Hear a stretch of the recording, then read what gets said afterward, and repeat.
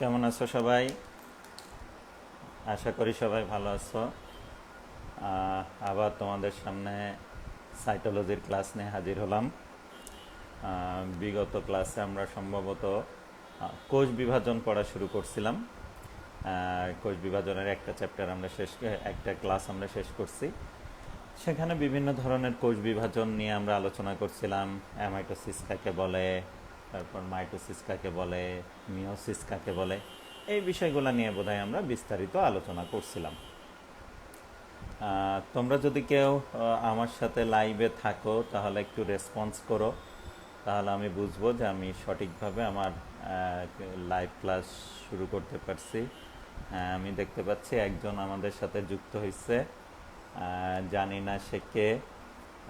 যেই থাকো একটু রেসপন্স করলে আমার মনে হয় যে আরও ভালো হতো, যে তোমরা যদি ক্লিয়ার দেখতে পাও তাহলে একটু রেসপন্স করলে আমার মনে হয় যে আর একটু ভালো হতো। হ্যাঁ, দুইজন আস্তে আস্তে আমি জানি আরও অনেকেই হয়তো বা যুক্ত হবে আমাদের সাথে।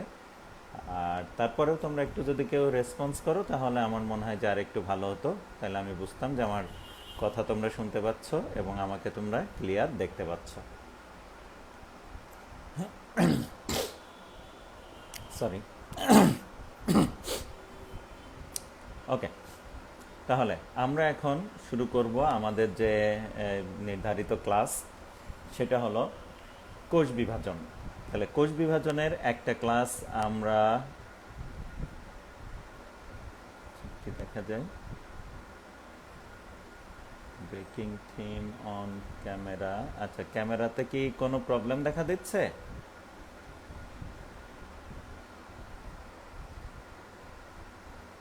আচ্ছা, কেউ একজন, আমি আসলে, আচ্ছা ওকে, তাহলে আমরা এখন দেখতে পাচ্ছ কি তোমরা?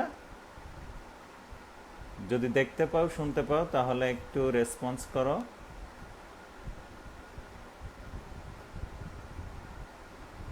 আচ্ছা, বোধহয় দেখতে পাচ্ছ।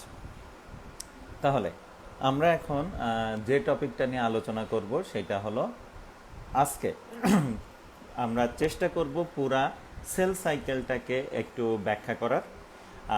কারণ সেল সাইকেল একটা খুবই গুরুত্বপূর্ণ একটা টপিক তোমাদের জন্য, বা সেল ডিভিশনের ক্ষেত্রে সেল সাইকেলটা একটা খুবই গুরুত্বপূর্ণ টপিক। তাহলে আজকে আমরা সেই পুরা সেল সাইকেল নিয়ে একটু আলোচনা করার চেষ্টা করব, যে সেল সাইকেল কি, সেল সাইকেল কোথায় কিভাবে ঘটে সেইগুলো। তাহলে প্রথমে আমাদের জানতে হবে সাইকেল কি।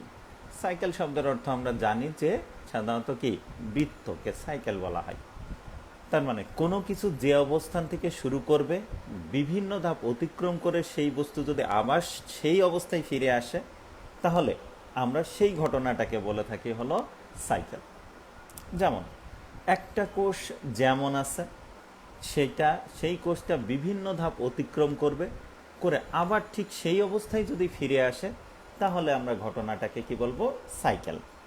যেমন আমরা এখানে ধরে নিতে পারি যে এইটা হলো একটা কোষ। এই কোষের মধ্যে এখন ক্রোমোজোম আছে, মনে করো ধরে নিলাম 4টা। এই কোষের মধ্যে ধরে নিলাম আমরা ক্লোরোপ্লাস্ট আছে 2টা। ধরে নিলাম আমরা মাইটোকন্ড্রিয়ন আছে হলো 2টা। তাহলে এই কোষটা কি হবে, বিভিন্ন ধাপ অতিক্রম করে যদি ঠিক এমন দেখতে, আবার কি এমন অবস্থায় যদি আবার ফিরে আসে, মাঝে হয়তো বা রূপ চেঞ্জ হবে, হয়ে এক সময় দেখা যাবে ঠিক এমন অবস্থায় যদি আবার ফিরে আসে, তাহলে আমরা তখন সেই ঘটনাটারে কি বলবো, সাইকেল। হয়তো বা এমন অবস্থায় ফিরে আসার সময় কি হবে, সে আর একটা থাকবে না, এই কোষটা বিভিন্ন ধাপ অতিক্রম করে হয়তোবা 2টা, হয়তো মানে কি 2টা কোষে পরিণত হয়ে যাবে, কিন্তু কোষ 2টাই কি দেখতে একেবারে হুবহু এমন হবে। তার মানে এমন অবস্থা থেকে শুরু করে বিভিন্ন ধাপ অতিক্রম করে কোষ যখন ঠিক এমন অবস্থায় আবার ফিরে আসে, সেখানে একাধিক কোষও হইতে পারে, কিন্তু এমন অবস্থায় যদি আবার ফিরে আসে কোষের রূপ, তাহলে আমরা সেই ঘটনাটাকে বলে থাকি হলো সাইকেল। কি সাইকেল? Cell cycle. তার মানে সাইকেল বলতে আমরা যেটা বুঝবো, যে কোনো কিছু যেখান থেকে শুরু, যে অবস্থা থেকে শুরু, বিভিন্ন ধাপ অতিক্রম করার পর আবার যদি সেই অবস্থায় ফিরে আসে, তাহলে ঘটনাটাকে আমরা বলে থাকি সাইকেল। তাহলে সেল সাইকেল বলতে কি বুঝবো, একটা সেলে সেল যেমন হবে, ধরো এখানে কি 4টা কি ক্রোমোজোম আছে, 2টা ক্লোরোপ্লাস্ট আছে, 2টা মাইটোকন্ড্রিয়ান আছে, যদি বিভিন্ন ধাপ অতিক্রম করে কি হবে, আবার যদি এমন কোষে আবার ফিরে আসে, অর্থাৎ 4 ক্রোমোজোম বিশিষ্ট, 2 ক্লোরোপ্লাস্ট, 2 মাইটোকন্ড্রিয়ান বিশিষ্ট যদি এমন আবার নতুন কোষে যদি পরিণত হয় এই কোষটাই, তাহলে তখন আমরা সেই ঘটনাটারে কি বলবো, একটা সাইকেল। কি সাইকেল? Cell cycle. কেন সাইকেল? কারণ যে কি এই অবস্থা থেকে শুরু হয়েছিল, বিভিন্ন ধাপ অতিক্রম করে হুবহু এমন আবার 2টা কোষে পরিণত হয়েছে, তাহলে হুবহু আবার এই অবস্থা ফিরে আসছে, তাই কি সাইকেল। আর সেলের ক্ষেত্রে যেহেতু এই সাইকেলটা ঘটছে, তাই সেটাকে আমরা বলবো সেল সাইকেল। তার মানে সাইকেল কি আমরা বুঝলাম, সেল সাইকেল কি সেটাও বোধহয় আমরা বুঝলাম। এখন প্রশ্ন হলো যে এই সেল সাইকেল যখন ঘটবে, অর্থাৎ এই কোষটা যখন কি বিভিন্ন ধাপ অতিক্রম করবে করে হুবহু এমন 2টা কোষে পরিণত হবে, তখন সেই ধাপগুলা কি, সেখানে কি কি কাহিনী ঘটবে, সেইগুলা নিয়েই আমাদের এখন আলোচ্য বিষয়। সেই টোটাল কাহিনীকে একত্রে আমরা বলে থাকি সেল সাইকেল।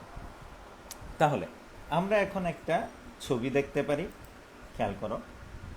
এই জায়গাটায় আমরা যদি দেখি, তাহলে সেল সাইকেল একটা চিত্রের মাধ্যমে এখানে দেখানোর চেষ্টা করা হয়েছে।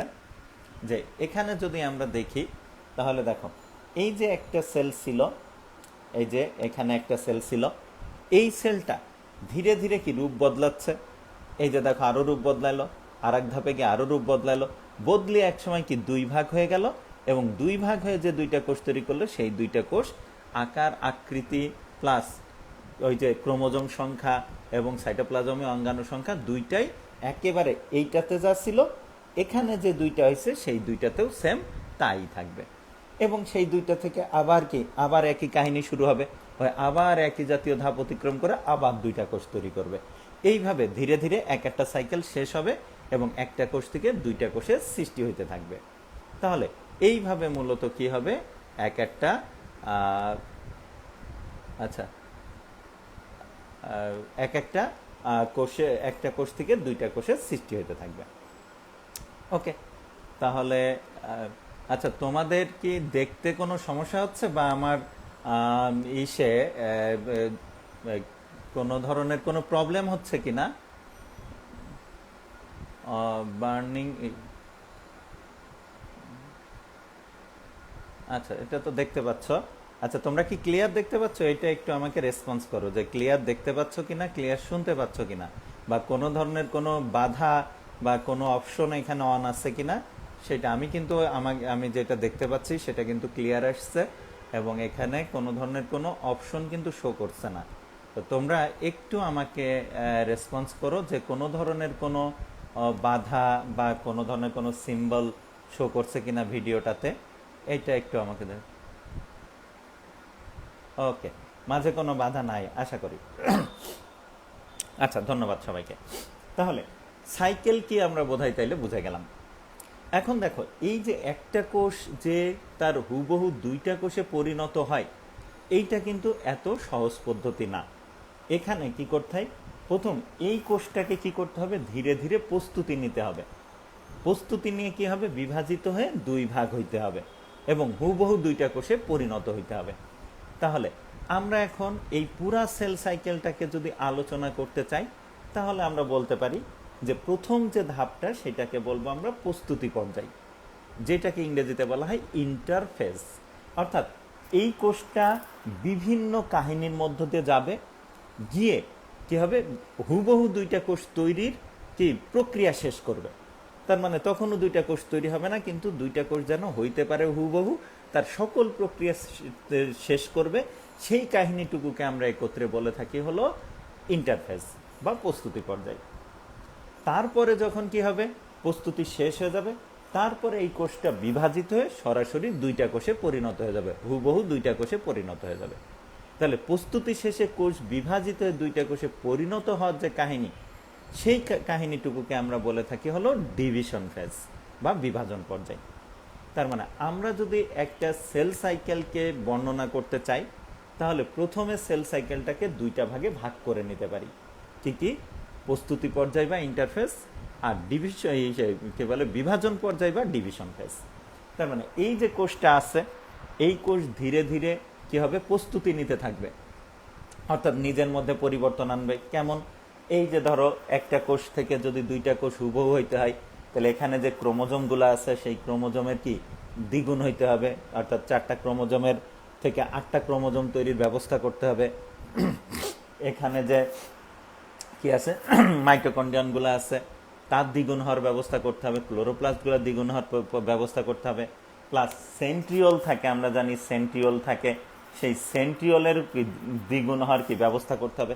এই সকল কার্য কিন্তু এখানে করতে হবে, তা নাহলে কিন্তু আমরা একটা কোষ থেকে দুইটা কোষ পাবো না। এই যে আমরা জানি যে এই নিউক্লিয়াস বিভাজিত হওয়ার জন্য কি লাগে, স্পিন্ডল যন্ত্র তৈরি হইতে হয়। তাহলে সেই স্পিন্ডল যন্ত্র তৈরির জন্য যে সকল উপকরণ দরকার সেই উপকরণগুলো সব কি তৈরি হইতে হবে। তার মানে এমন নানান ঘটনা ঘটার জন্য, মানে নানান কাহিনী ঘটবে কিসের জন্য, এই কোষটা যেন একেবারে হুবহু দুইটা কোষে পরিণত হইতে পারে, সেই জাতীয় সেইটা হওয়ার জন্য যত কাহিনী, সেই কাহিনী ঘটার প্রক্রিয়াটাকে, সেই ঘটনা ঘটার প্রক্রিয়াটাকে আমরা বলে থাকি ইন্টারফেস বা প্রস্তুতি পর্যায়। তারপর যখন প্রস্তুতি কমপ্লিট হয়ে যাবে, অর্থাৎ এই 4টা ক্রোমোজোম থেকে 8টা ক্রোমোজোমের সব ব্যবস্থা হয়ে গেছে, ক্লোরোপ্লাস্ট, মাইটোকন্ড্রিয়ান তাদের দ্বিগুণ হওয়ার কি ব্যবস্থা হয়ে গেছে, স্পিন্ডল যন্ত্র তৈরির সব ব্যবস্থা কি সম্পন্ন হয়ে গেছে, তাহলে এবার কি হবে, এবার বিভাজিত হবে। এবার কোষটা বিভাজিত হয়ে 2 ভাগে ভাগ হয়ে যাবে। এইবার কোষ যে বিভাজিত হবে, বিভাজিত হওয়ার ওই ঘটনাটাকে আমরা বলে থাকি ডিভিশন ফেজ বা বাংলায় বলে থাকি বিভাজন পর্যায়। ওকে, তাহলে আমি একটা সাইকেল আঁকি। একটা সাইকেল এঁকে আমি যদি এখানে বোঝানোর চেষ্টা করি, তাহলে দেখো আমরা যদি এখন একটা সাইকেল আঁকি, যেটা চিত্র, এই যে এখানে ধরে নাও একটা কোষ, আমি সাধারণভাবে দেখাইলাম, এই একটা কোষ 4 ক্রোমোজোম বিশিষ্ট ধরে নিলাম, আরও আছে। এই কোষটা এখন ধীরে ধীরে কি হবে, ধীরে ধীরে এখন কোষটা বিভাজিত হবে। বিভাজিত হয়ে কয়টা কোষ হলো, 2টা কোষ হলো, এই একটা, এই আর একটা কোষ। প্রত্যেকটা কোষে ক্রোমোজোম সংখ্যা কিন্তু 4টায় আছে, মানে হুবহু হবে, হুবহু 2টা কোষ হলো। এবার এই কোষটা আবার কি হবে, ধীরে ধীরে কি প্রস্তুতি নিবে, প্রস্তুতি নিয়ে এক সময় কি হবে, মোটা তাজা হয়ে আবার বিভাজিত হয়ে এমন কোষে পরিণত হবে। এমন কাহিনী কি নিয়মিত ঘটতেই থাকবে। এমন চক্রাকার ঘটনাটারে আমরা কি বললাম, আমরা বললাম হলো সেল সাইকেল।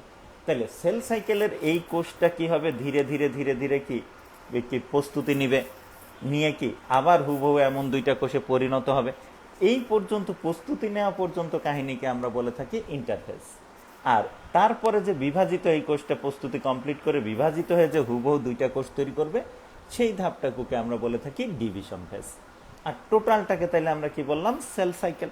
তাহলে এই সেল সাইকেলটাকে আমি এখন 2টা কালারে যদি দেখাই, 2টা ধাপকে, তাহলে তোমাদের বুঝতে সুবিধা হবে।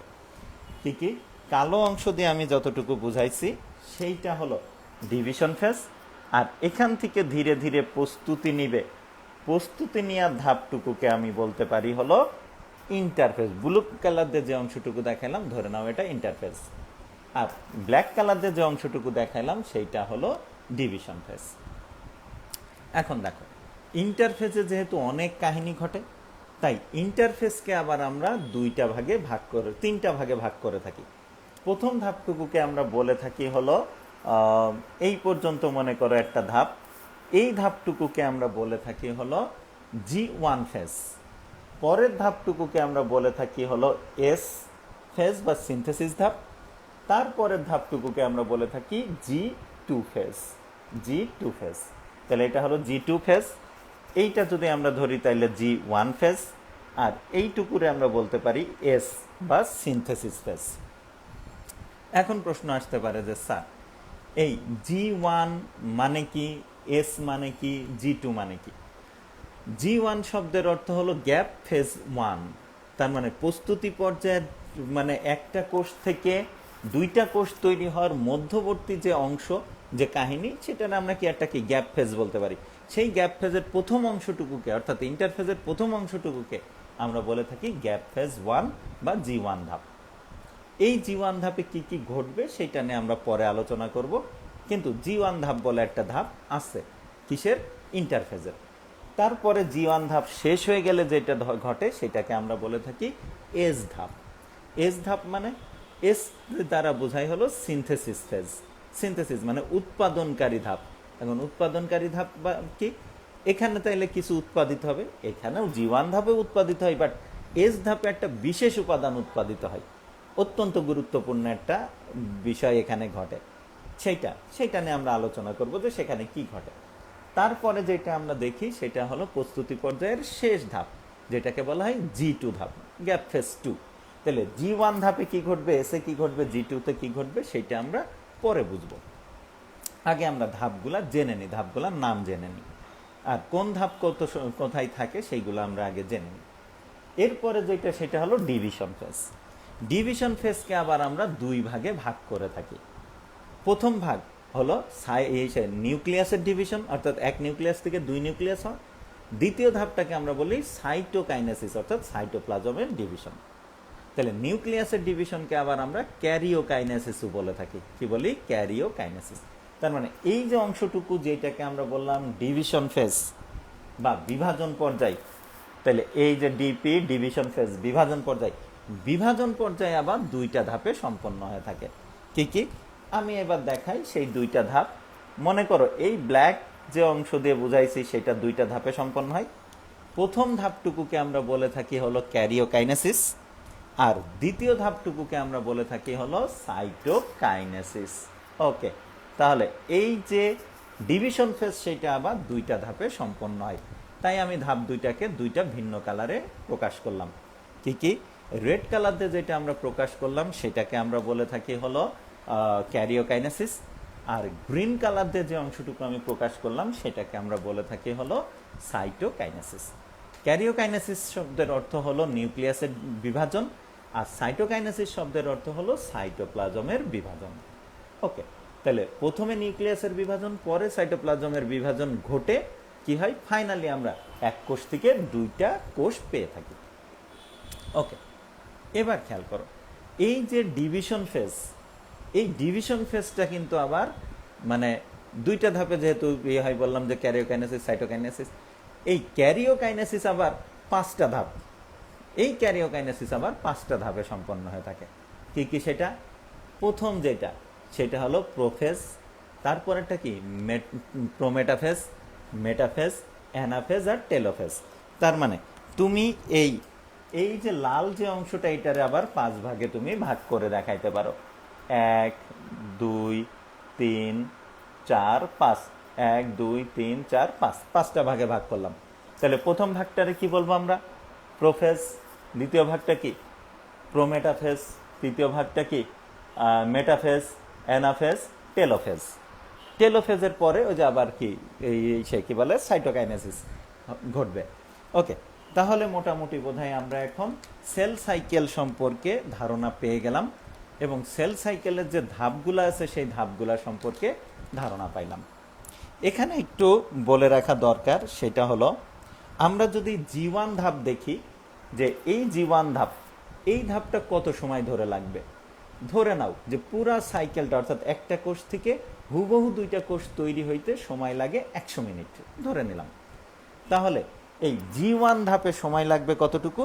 30 থেকে 40 মিনিট সময় লাগবে হলো G1 ধাপে। তারপরে এস ধাপ, এস ধাপে কতটুকু?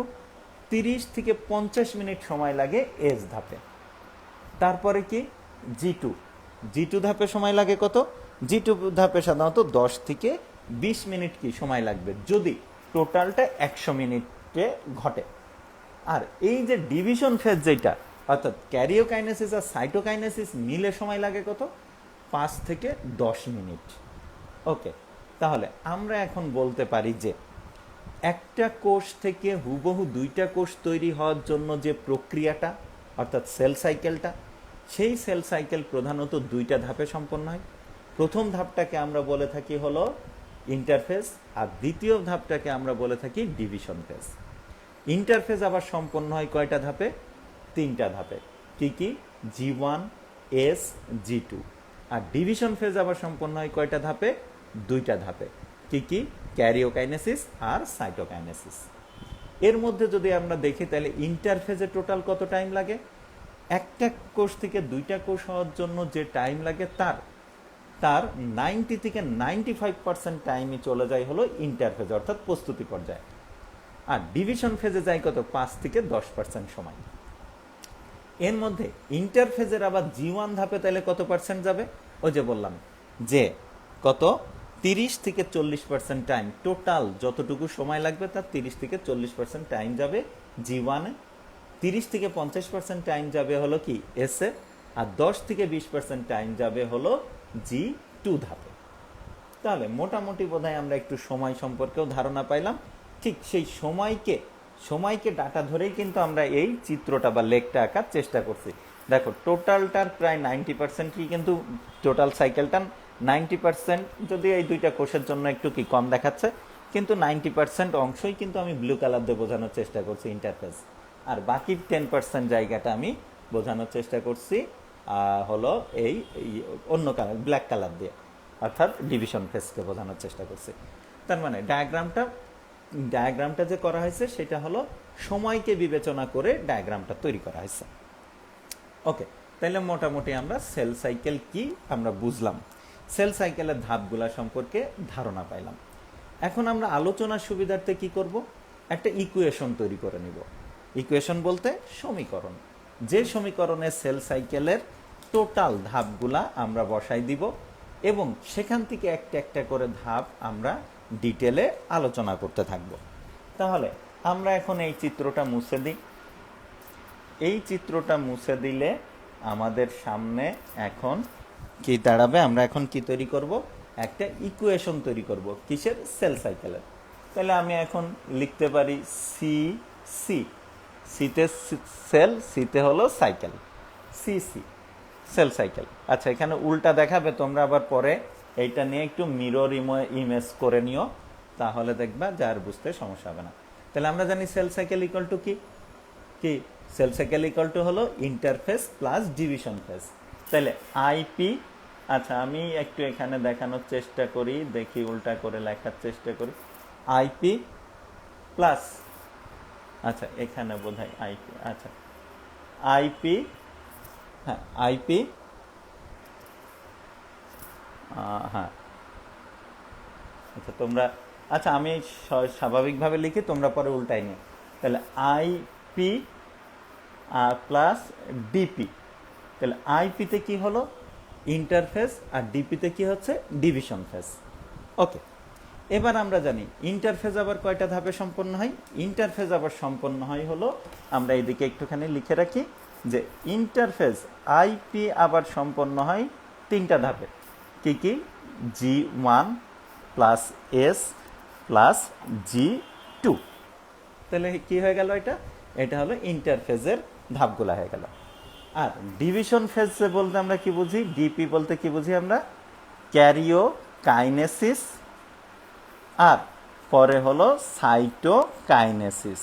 ওকে, তাহলে ডিপিতে আমরা বুঝি হলো ক্যারিওকাইনেসিস প্লাস সাইটোকাইনেসিস, অর্থাৎ নিউক্লিয়াসের বিভাজন আর ইসের বিভাজন, কি বলে নিউক্লিয়াসের বিভাজন আর সাইটোপ্লাজমের বিভাজন। ওকে, এবার ক্যারিওকাইনেসিস বলতে আবার কি বুঝি আমরা, ক্যারিওকাইনেসিস আবার সম্পন্ন হয় কয়টা ধাপে, 5টা ধাপে। কি কি, প্রোফেজ, প্রোমেটাফেজ, তারপর metaphase plus anaphase plus telophase. তার মানে ক্যারিওকাইনেসিসের যে 5টা ধাপ, সেই 5টা ধাপ আমি এখানে বসায় দিলাম।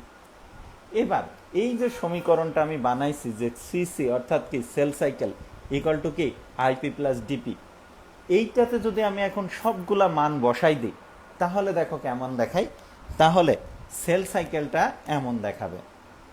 আমি যদি এখন দেখাই তাহলে সেল সাইকেলটা এখন এমন দেখাবে, সি সি ইকুয়াল টু কি হবে, ইকুয়াল টু প্রথমে হবে G1,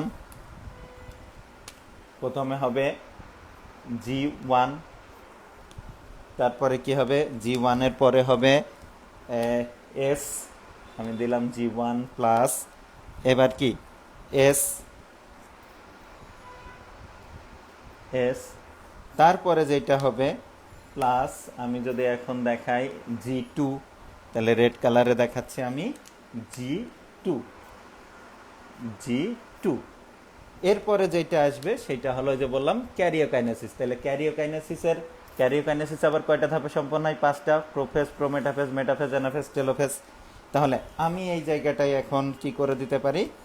ব্ল্যাক কালারে আমি দেখাই দিলাম এখানে কাকে? Prophase, prometaphase, metaphase, anaphase plus telophase. এইটা গেল। তাহলে ক্যারিওকাইনেসিস শেষ। এরপরে কি আছে? সাইটোকাইনেসিস। তাহলে আমি লাস্ট এখানে শুধু প্লাস দিয়ে কি দেখাই দিলাম? Cytokinesis.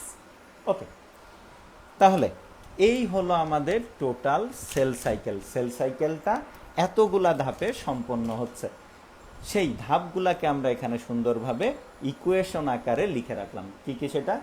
G1, S, G2, prophase, prometaphase, metaphase, anaphase, telophase আর সাইটোকাইনেসিস। তার মানে একেবারে সাধারণ হিসাব যে আমার যদি এখন সবে একটা কোষ তৈরি হয়, তাহলে সেই কোষ এতগুলা ধাপ অতিক্রম করার পরে হুবহু 2টা কোষে পরিণত হবে। খেয়াল করো, তার মানে আমরা সহজে বলে দিই আমরা একটা কোষ থেকে কি হয়? 2টা কোষ তৈরি হয়, খুব সহজে বলে দিই। কিন্তু এত সহজে কিন্তু একটা কোষ থেকে 2টা কোষ তৈরি হয় না। একটা কোষ থেকে 2টা কোষ তৈরি হইতে গেলে এতগুলা ধাপ অতিক্রম করে তারপরে একটা কোষ থেকে হুবহু 2টা কোষের সৃষ্টি হইতে হয়। মাঝে কোনো ধাপ যদি বাধাগ্রস্ত হয়, বাধাপ্রাপ্ত হয়, তাহলে কিন্তু তুমি 2টা কোষ পাবা না। অর্থাৎ G1 যদি না ঘটে তাহলে কি পাবা না। তুমি যে এস ধাপ যদি না ঘটে পাবা না, বা এস ধাপে যদি কোনো ধরনের কোনো জটিলতা দেখা দেয় তাহলেও তুমি কি 2টা কোষ পাবা না। ঠিক আছে? তাইলে এই হলো একটা কোষ থেকে 2টা কোষ তৈরি হওয়ার টোটাল কি ধাপগুলা। এবার আমাদের ধীরে ধীরে কি করতে হবে? এই ধাপগুলা ডিটেলে স্টাডি করতে হবে যে কোন ধাপে কি ঘটে। অর্থাৎ G1 এ কি ঘটবে, GS এ কি ঘটবে, G2 তে কি ঘটবে। আমরা জানি এই G1, S আর G2 মিলে কিন্তু ইন্টারফেস বা প্রস্তুতি পর্যায়। অর্থাৎ এই সময় কিন্তু কোষের কোনো কি ঘটবে না, কোষের বিভাজন ঘটবে না। কোষ বিভাজিত হওয়ার জন্য যে সকল উপাদান দরকার সেই সকল উপাদান তৈরি করতে থাকবে। তাহলে আমরা এখন দেখব যে G1 এ কি ঘটবে, S এ কি ঘটবে, G2 তে কি ঘটবে। আমরা বোধহয় এখন এই ইকুয়েশন বা এটা মুছে দিতে পারি। তোমরা এখান থেকে একটা স্ক্রিনশট নিয়ে রাখবা। একটা স্ক্রিনশট নিয়ে রাখলে সেইটা দিয়ে পরে আবার ফ্লিপ করে নিও তোমরা। স্ক্রিনশট যেটা সেটা ফ্লিপ করে নিলে তখন সেটা সোজা হয়ে যাবে। সোজা হয়ে গেলে সেইটা দেখে তুমি বুঝে নিও, মানে এই বিষয়টা ক্লিয়ারভাবে বুঝতে পারবা। ওকে, তাহলে আমি এটা মুছে দিলাম।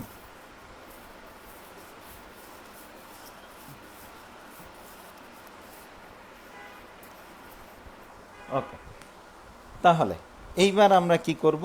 একটা কোষ আঁকবো।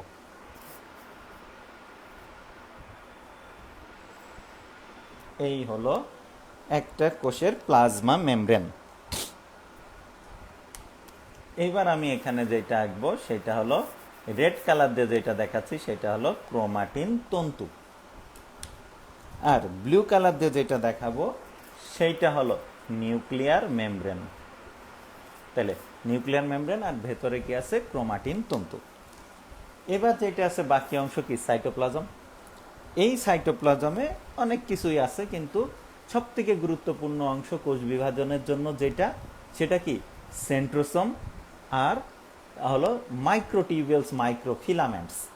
এদের বিশেষ করে মাইক্রোটিউবিউলসগুলা। তাহলে আমি সাইটোপ্লাজমে শুধু মাইক্রোটিউবিউলসগুলা আর সেন্ট্রোসোমকে একটু দেখানোর চেষ্টা করি।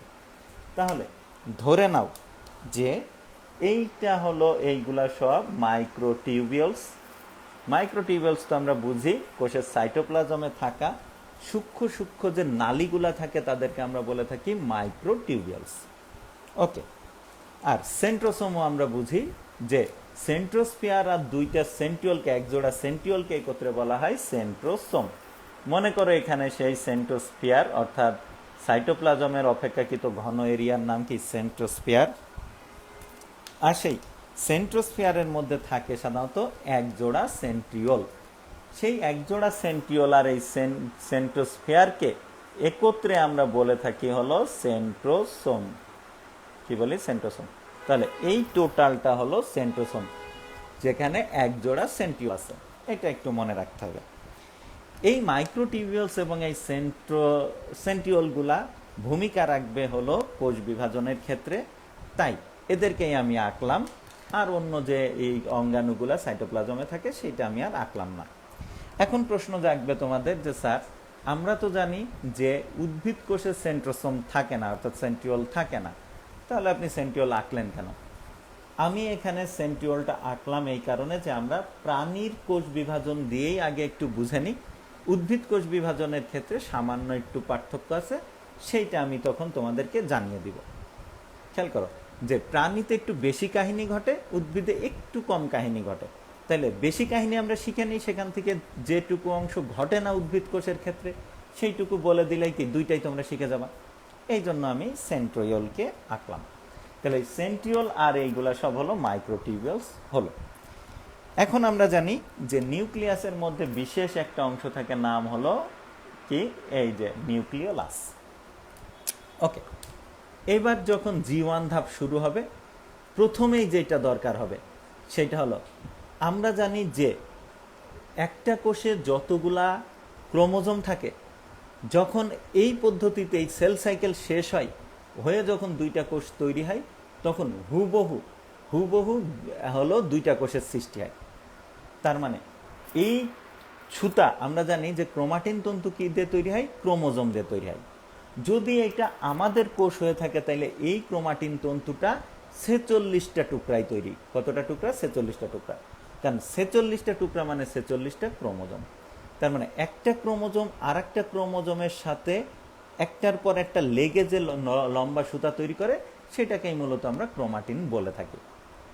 তার মানে এই যে লাল রঙের যে সুতাটা তোমরা এখানে দেখতে পাচ্ছ, তার মধ্যে 46টা টুকরা আছে। এইটা আমি কিন্তু ক্রোমোজোম পড়ানোর আগে নিউক্লিয়াসের গঠনের সময়ও কিন্তু এগুলা পড়াইছি, ভালো মতো বুঝাইছি। তাহলে এখানে যে 46টা ক্রোমোজোম আছে, 46টা ক্রোমোজোমেরই যদি কপি তৈরি না হয়, তাহলে কিন্তু এই কোষ বিভাজিত হয়ে যখন দুইটা কোষ হবে, সেই দুইটা কোষে কিন্তু ক্রোমোজোম সংখ্যা সমান হওয়ার সুযোগ নাই। তাই প্রথমেই দরকার এই ক্রোমাটিন তন্তু তৈরিকারী যে 46টা ক্রোমোজোম, তার প্রত্যেকটা ক্রোমোজোমের কপি হওয়া। অর্থাৎ একবারে বলে দেওয়া যায় যে এই ক্রোমাটিন ফাইবার, লম্বা যে ফাইবারটা, সেই ফাইবারটার কপি হওয়া। তাহলে সেইটাই ঘটবে প্রথমে।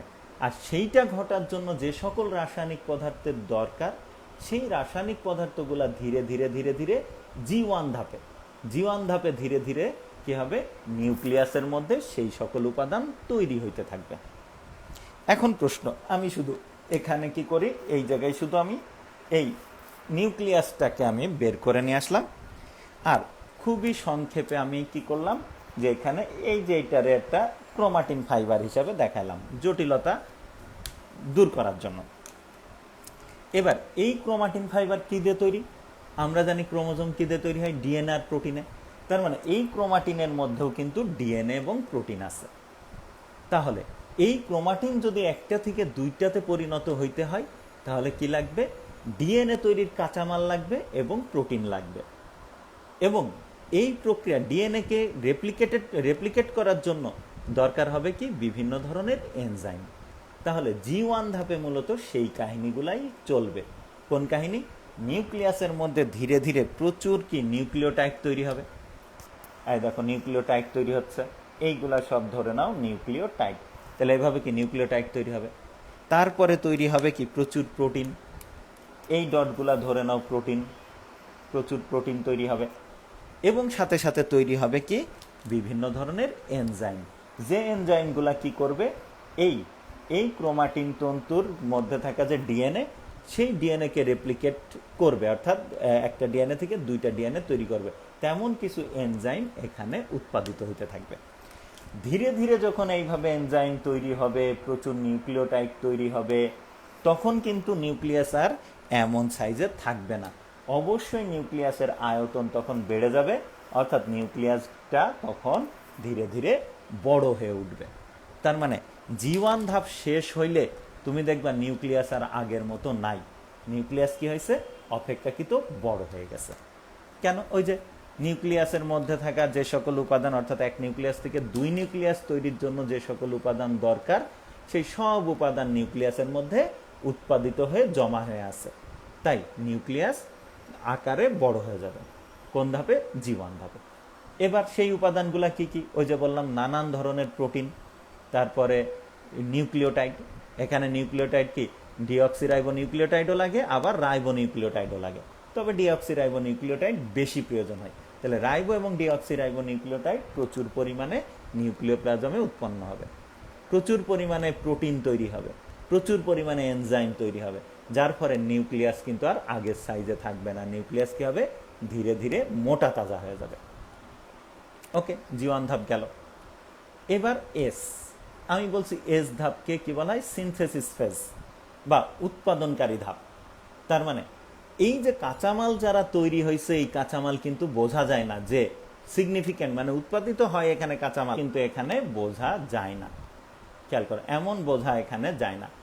কিন্তু এখানে যদি আমরা দেখি তাহলে দেখো যে এই ধীরে ধীরে এই কাঁচামালগুলা ব্যবহার করে কি হবে? এই যে ক্রোমাটিন তন্তু, সেই ক্রোমাটিন তন্তু কিন্তু তার কপি তৈরি করে ফেলবে। অর্থাৎ তখন আর কাঁচামালগুলা থাকবে না। কাঁচামালগুলা রূপান্তরিত হয়ে কি তৈরি করবে? কাঁচামালগুলা রূপান্তরিত হয়ে বা ব্যবহৃত হয়ে ক্রোমাটিন তন্তু তার কপি তৈরি করে ফেলবে। আমি যদি এই জায়গাটাই দেখাই তাহলে এই হলো সেই কাঁচামালগুলা ব্যবহার করে কি হবে? ক্রোমাটিন তন্তু একটা থেকে দুইটা ক্রোমাটিন তন্তুর সৃষ্টি হবে। অর্থাৎ মনে করো এখানে লাল ক্রোমাটিন তন্তু থেকে নীল ক্রোমাটিন তন্তুর সৃষ্টি হয়েছে, অর্থাৎ উৎপাদিত হয়েছে কি? ক্রোমাটিন তন্তু, অর্থাৎ নতুন ডিএনএ এখানে সৃষ্টি হয়েছে। ওকে, তাহলে ডিএনএ নতুন সৃষ্টি হলো। এই ডিএনএ সৃষ্টির ধাপটাকে কি বলছি আমরা? সিনথেসিস ফেজ, বা ডিএনএ উৎপাদনের ধাপটারে আমরা বলছি সিনথেসিস ফেজ বা এস। ওকে, গেল। তাহলে আমাদের ক্রোমোজোম এখন যে ডাবল হয়ে গেল, ঠিক আছে? একটা ক্রোমাটিন ফাইবারে 46টা ক্রোমোজোম ছিল, তাহলে এবার নীল যেটা, লাল থেকে নীল যেটা তৈরি হলো, সেটাতেও এখন কি 46টা ক্রোমোজোম আছে, কারণ 46টা ক্রোমোজোমেরই কপি হয়েছে। তার মানে আমার হাতে এখন কত? 46, 92টা ক্রোমোজোম, অর্থাৎ এই নিউক্লিয়াসের মধ্যে এখন 92টা ক্রোমোজোম আছে। তাহলে এখন এটা বিভাজিত হলে 46 ক্রোমোজোমের দুইটা কোষ হইতে আর কোনো সমস্যা নেই। ওকে, গেল। এই ধাপটারে আমরা বলছি হলো এস। এরপরে যেটা আছে সেটাকে বলা হচ্ছে জি2। আমরা জানি যে একটা নিউক্লিয়াস থেকে দুইটা নিউক্লিয়াস হওয়ার জন্য একটা স্পিন্ডল যন্ত্র তৈরি হইতে হয়। খেয়াল করো, সেই স্পিন্ডল যন্ত্র আবার কি দিয়ে তৈরি হয়?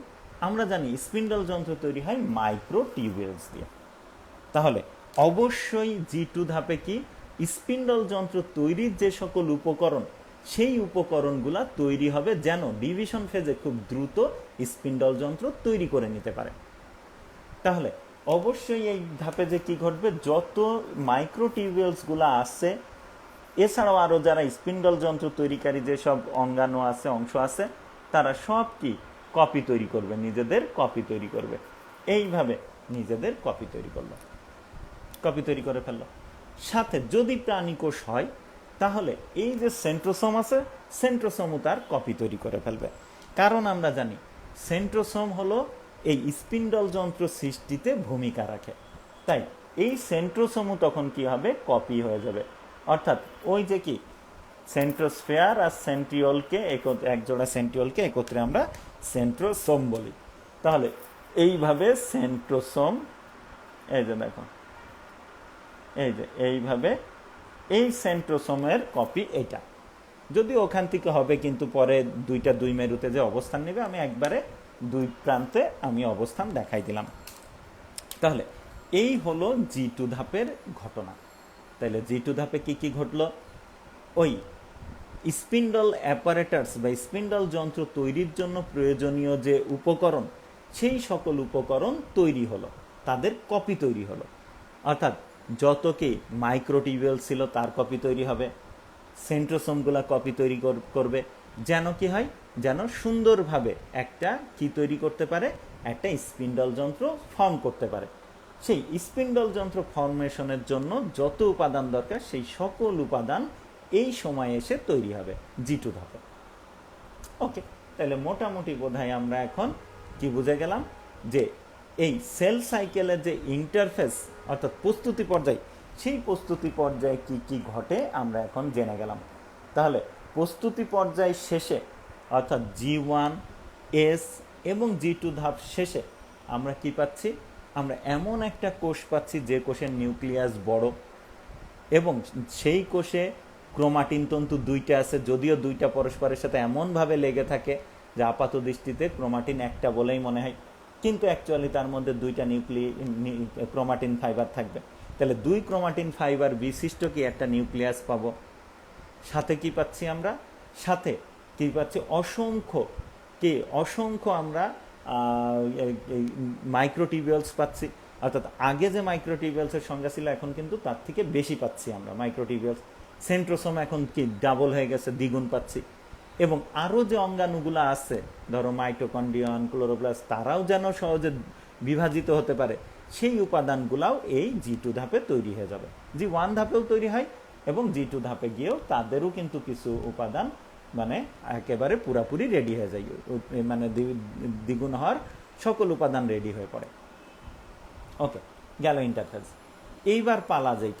এইবার পালা হলো যে এই যে সব রেডি, এখন বিভাজনের পালা। তাহলে প্রথমে কি বিভাজিত হবে? কি নিউক্লিয়াস, তারপরে বিভাজিত হবে সাইটোপ্লাজম। নিউক্লিয়াসের বিভাজন রে কি বলছি আমরা? ক্যারিওকাইনেসিস। আর সাইটোপ্লাজমের বিভাজন রে আমরা বলছি হলো সাইটোকাইনেসিস।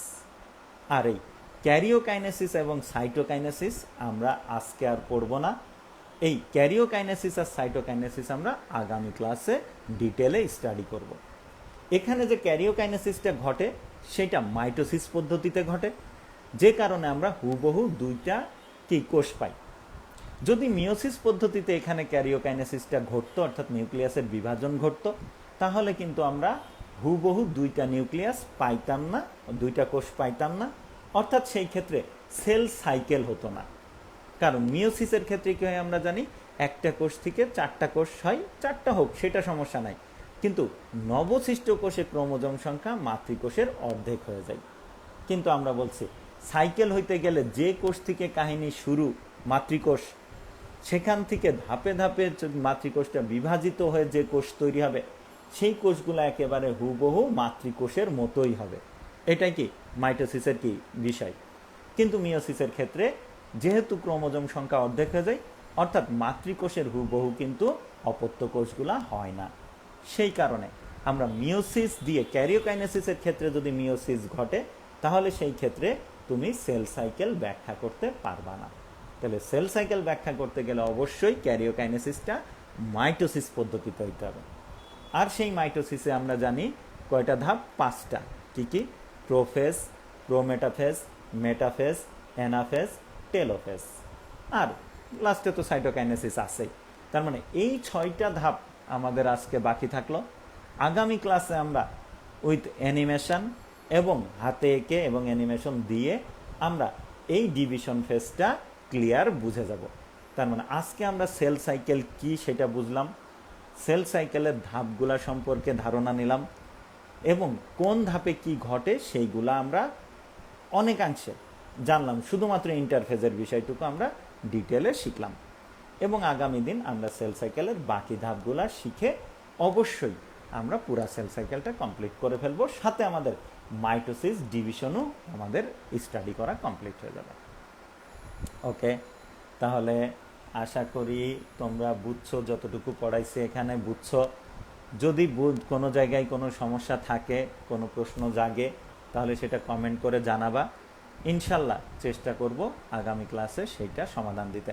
আমি আসলে খুব বেশি একটা কমেন্টস পাই না, যে প্রত্যেকবারই এটা বলি কিন্তু পরবর্তী ক্লাসে আগের ক্লাসের কোনো সমস্যার সমাধান করা হয় না, কারণ আমি তেমন কোনো কমেন্টস পাই না যে স্যার এই জায়গায় বুঝি নাই বা এইটা বুঝি নাই, এমন খুব বেশি পাই না যে পরবর্তী ক্লাসে আগে সেটা সমাধান করে নিয়ে যে আবার আমি তোমাদের মানে পরবর্তী টপিকে যাব, এটা আসলে ওইভাবে হয়ে ওঠে না। ঠিক আছে, তো যাই হোক, তোমাদের যদি কোনো প্রশ্ন থাকে অবশ্যই কমেন্ট করে জানাবা। চেষ্টা করব আগামী ক্লাসে আগে সেই সমস্যাগুলো সমাধান করে তারপরে আমরা ডিভিশন ফেজ নিয়ে ডিটেলে আলোচনা করার। ওকে, ভালো থেকো সবাই। ধন্যবাদ সবাইকে এত সময় সাথে থাকার জন্য। আর ক্লাস তো রেকর্ড থাকবেই। এই ক্লাসটা একবার দুইবার দেখবা, তাহলে দেখবা পরবর্তীতে যখন বই পড়বা, আমি জানি না তোমরা কার বই ফলো করো, কোন বই ফলো করো, আমি নিজেও কোনো বইয়ের কথা আসলে বলবো না। আচ্ছা স্যার, সেন্ট্রিওল কি কপি হবে নাকি দুইটা দুইটা প্রান্তরে চলে যাবে? অবশ্যই কপি হবে। কপি হয়ে, ঠিক আছে, সুন্দর একটা প্রশ্ন, যে এখানে যে দুইটা সেন্ট্রিওল থাকে সেই সেন্ট্রিওল দুইটা কপি হবে না দুইটা সেন্ট্রিওল দুই দিকে যাবে? না, দুইটা সেন্ট্রিওলই কপি হবে হয়ে 2 সেন্ট্রিওলের গুচ্ছ যেটা সেটা একদিকে থাকবে, আর 2 সেন্ট্রিওলের গুচ্ছ আর একদিকে যাবে। ঠিক আছে? আমি তোমাদেরকে এই বিষয়ে একটা, তোমাদের দেখি সেই অ্যানিমেশনটা আমি দেখাইতে পারি কিনা, এখানে নাই।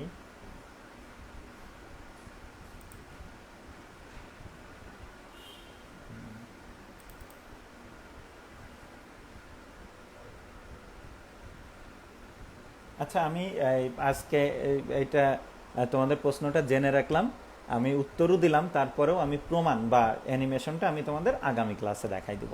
ঠিক আছে? ওকে, তাহলে আজকে এই পর্যন্তই। ভালো থেকো সবাই, আর আমার জন্য দোয়া করো এবং সারা পৃথিবীর জন্য দোয়া করো। ধন্যবাদ সবাইকে।